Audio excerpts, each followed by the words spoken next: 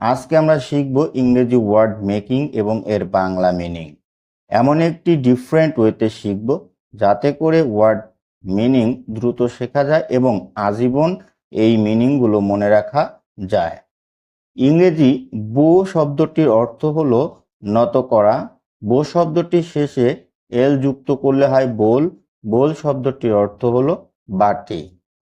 টি শব্দটির অর্থ হলো চা। টি শব্দটির শেষে এম যুক্ত করলে হয় টিম। টিম অর্থ হলো দল। কপ শব্দটির অর্থ হলো শাস্তি পাওয়া। কপ শব্দটির শেষে ই যুক্ত করলে হয় কূপ। কূপ শব্দটির অর্থ হলো প্রতিযোগিতা করা।